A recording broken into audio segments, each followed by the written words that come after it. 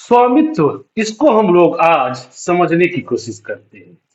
स्वामित्व के आधार पर उद्योगों को निजी क्षेत्र, राज्य स्वामित्व अथवा सार्वजनिक क्षेत्र, संयुक्त क्षेत्र और किसी सहकारी क्षेत्र में वर्गीकृत किया जाता है। निजी क्षेत्र के उद्योगों का स्वामित्व और संचालन या तो एक व्यक्ति के द्वारा या व्यक्तियों के समूह के द्वारा किया जाता है।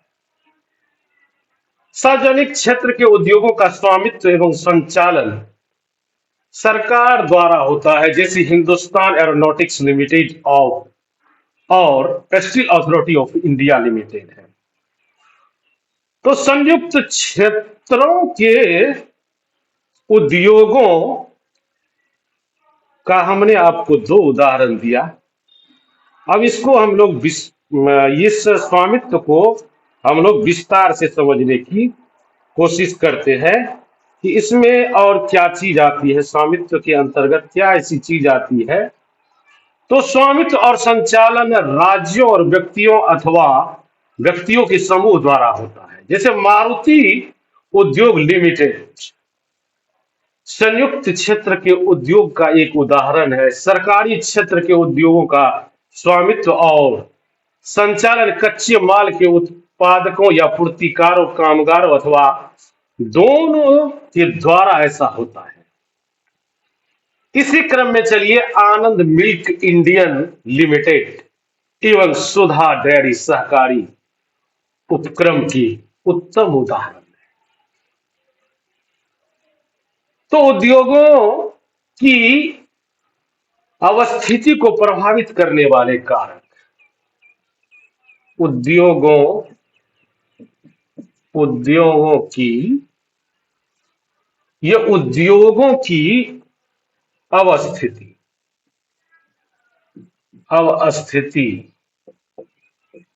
को उद्योगों की अवस्थिति को प्रभावित करने वाले कारक कौन कौन से होते हैं।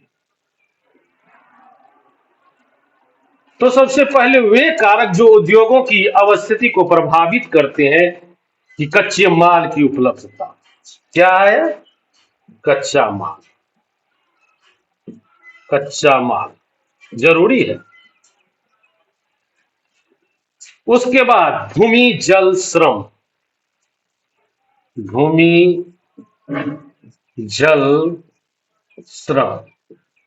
यह भी जरूरी है। उसके बाद आता है शक्ति, पूंजी, परिवहन और बाजार। शक्ति, पूंजी भी जरूरी है, परिवहन भी जरूरी है और बाजार तो जरूरी है ही। उद्योगों की अवस्थिति को प्रभावित करने वाले कारक जो उद्योगों की अवस्थिति को प्रभावित करते हैं, कच्चे माल की उपलब्धता जरूरी है, भूमि, जल, श्रम, शक्ति, पूंजी, परिवहन और बाजार जरूरी है।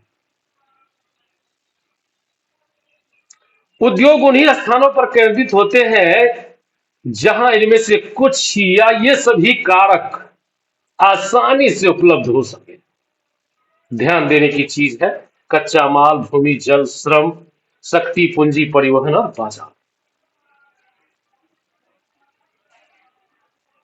आसानी से उपलब्ध होने वाले। कभी कभी सरकार कम दाम पर विद्युत उपलब्धता, कम परिवहन लागत तथा अन्य अवसंरचना जैसे प्रोत्साहन प्रदान करती है ताकि पिछड़े क्षेत्रों से भी उद्योग स्थापित किया जा सके। औद्योगिकरण से प्रायः नगरों और शहरों का विकास एवं वृद्धि होती है। ये एक सबसे बड़ी बात है।